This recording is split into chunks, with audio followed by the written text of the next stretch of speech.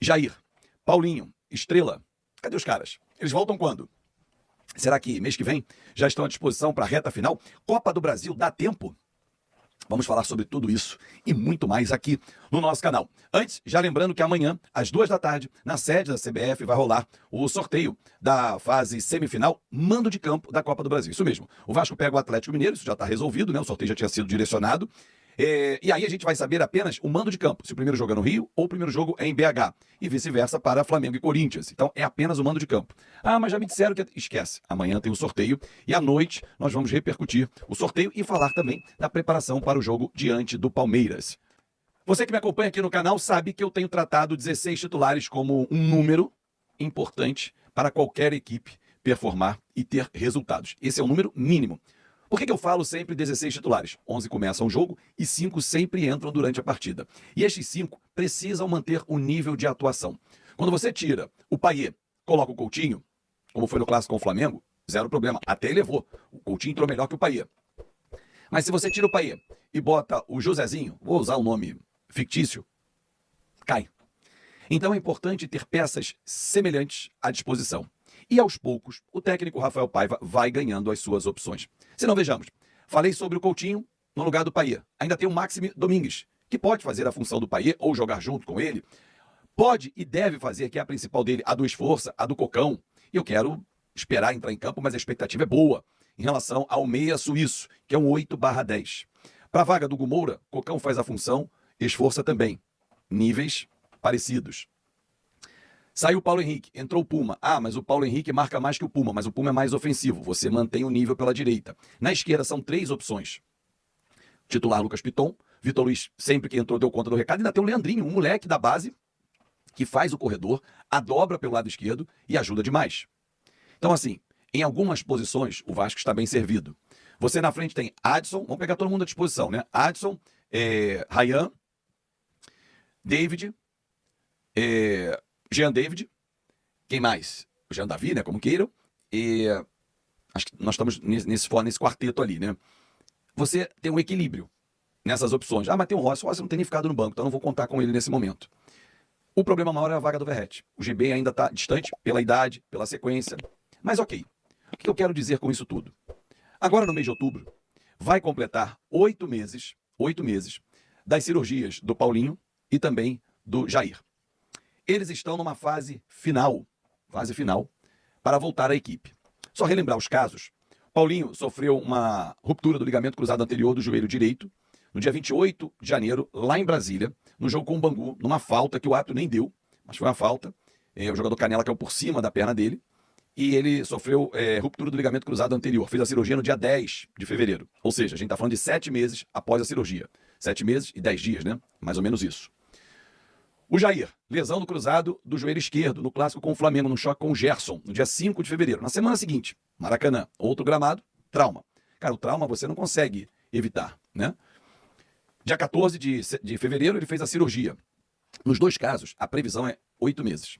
O Jair comemorou, eu estou mostrando na tela para você, a volta dele ao time, ao treinamento, com os jogadores. Postou no Instagram, comemorando esse retorno. É de suma importância, realmente. Ele fala aí, ó, voltar é mais uma vitória e tudo. E isso é muito importante, porque voltou um pouco antes, né? Prazo de 8 meses, a gente está em setembro, com 7 meses da cirurgia, ele já está trabalhando com o grupo, de forma gradativa. E o Jair vai ser um cara muito importante, assim como o próprio Paulinho. Há algumas semanas, conversando com o Dr. Gustavo Caldeira e o preparador físico Daniel também, a gente estava falando exatamente da projeção da volta desses caras e também do Estrela, que eu vou falar daqui a pouquinho. E eles falavam exatamente sobre isso. Gente, é normal, prazo de 7 a 8 meses para voltar. Mesmo assim, a literatura mostra os estudos e a prática da mesma forma, que ao voltar há algumas intercorrências em alguns casos, que pode passar por uma lesão muscular pela inatividade. Então é gradativa a volta, ela tem que ser devagar, não tem que ser rápida, acelerada. Mas são jogadores que já começam a olhar um futuro dentro da temporada. Quem sabe o Jair não vai para o banco, para o jogo da volta com o Atlético Mineiro. No meio de outubro, ele já fica à disposição do Rafael Paiva. Vai para o banco, sente o gostinho, entra 10 minutos numa partida, 15. Vai tirando aquele nervosismo da volta aos gramados. Ah, Fabio Estrela. O Estrela, ele tinha um problema no joelho direito, um problema anatômico, né, congênito, chamado de variante discoide, e ele precisava estabilizar o menisco. Você vai lembrar que no clássico com o Botafogo, com 13 minutos em São Januário, ele sente uma dor, cai, e aí é substituído pelo Paí, aquele jogo que o Paí até depois é substituído e reclama e tal no segundo tempo, lembra? Então, isso foi dia 29 de junho, ele passa por uma cirurgia no dia 10 de julho, ou seja, a gente está falando de 2 meses e meio, o prazo de recuperação era 3 meses.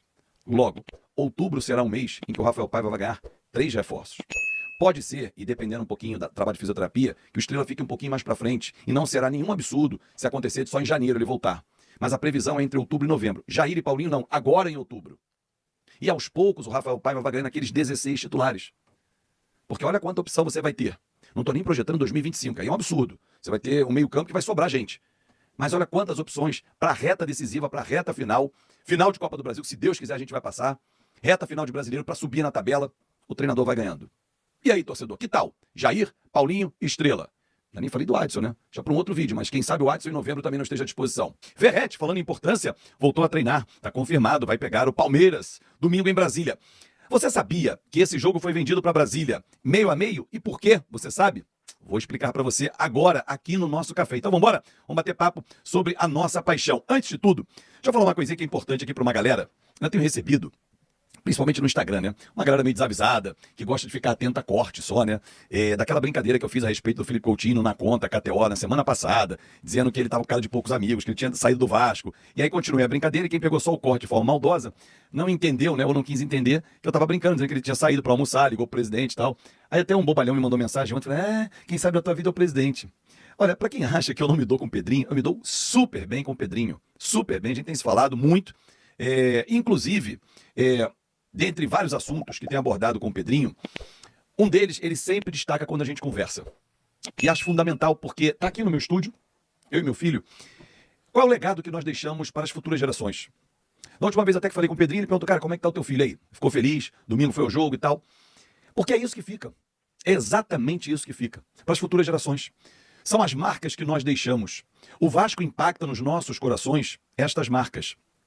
E se você parar para pensar, tenho certeza que você, e quero ler aqui a sua história, tem uma história diferente para contar.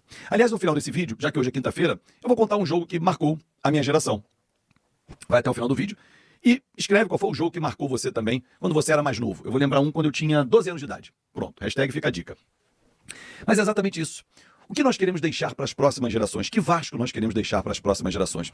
Quando o Pedrinho fala que vai plantar uma árvore para alguém sentar nessa sombra lá na frente, é exatamente isso. O que vai ficar para as próximas gerações? O Pedrinho vai passar, eu vou passar, o fanático vascaíno pode vir o Lucas fazendo? Pode. Mas o que nós vamos deixar? Qual é o nosso legado? A gente tem que sempre olhar para frente. O atual time, que vai levar o time para frente, para grandes competições, para outras conquistas, domingo tem um grande desafio, que é enfrentar o Palmeiras. E não será fácil. Não será fácil, o jogo vai acontecer em Brasília, esse jogo foi vendido pela gestão anterior, e aí, assim, uma coisa que é importante destacar é que esse jogo, quando foi vendido, e por isso que eu chamei a atenção na thumb, ontem até conversando com algumas pessoas do Vasco, fui entender o que acontecia. Por que é meio a meio? No vídeo hoje é quinta, de terça-feira, na live que eu fiz, falei, cara, é um absurdo esse jogo ser meio a meio, porque no Allianz não foi meio a meio na ida, no turno, e aí a pessoa me explicou, falou, não, Fábio, o que acontece? Quando alguém compra um jogo, ele paga o valor, o Vasco já tem um valor fixo, ele vai receber. A pessoa só não soube confirmar se tem uma participação na renda. Mas isso independe. Por que chega nessa conta de 50-50? Porque o comprador do evento, que garantiu um valor aos clubes, falou assim, olha, vamos botar meio a meio. Podia determinar 60-40, 70-30, mas fez meio a meio. E as duas torcidas se dão super bem.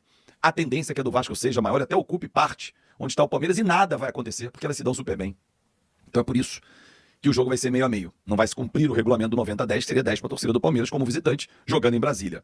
Verratti treinou ontem normalmente, recuperado da gastroenterite, vai pro jogo. Do lado de lá, o Estevão é dúvida. Esse moleque joga pra cacete. Tá com uma lesão muscular e ele é dúvida para esse jogo. Eu acho melhor, Abel, um conselho aqui. Preserva o rapaz. Pra próxima rodada, prepare ele melhor. Não há necessidade de colocar contra o Vasco. Esse moleque joga pra caramba. Enfim, se ele entrar, o Vasco precisa povoar o seu lado esquerdo, reforçar onde o Piton tem sofrido nos últimos jogos. Foi assim com o Atlético Paranaense na Arena, foi assim com o Flamengo no Maracanã. Talvez a entrada do Leandrinho auxiliaria ele nessa marcação. O Estevão deu muito trabalho pro Vasco lá no Allianz, no jogo da ida. O Esforça sofreu, inclusive, com ele. Vamos ver. Ele vai ser reexaminado pelo departamento médico do Palmeiras e ele é dúvida, por enquanto, para essa partida. Família, ficamos aí com o nosso giro de notícias, as informações atualizadas que foram tragas aí pelo nosso jornalista Fábio Azevedo, o melhor jornalista que temos hoje na atualidade aí para trazer informações do maior clube brasileiro. É óbvio que eu estou falando do Vasco da Gama, o gigante, o trem-bala da colina. Para você ficar por dentro de tudo e ficar muito bem informado, já chega deixando seu like, se inscrevendo no canal e ativando o sininho de notificação para ficar por dentro de tudo e não perder nada. Um grande abraço no coração, até o próximo vídeo.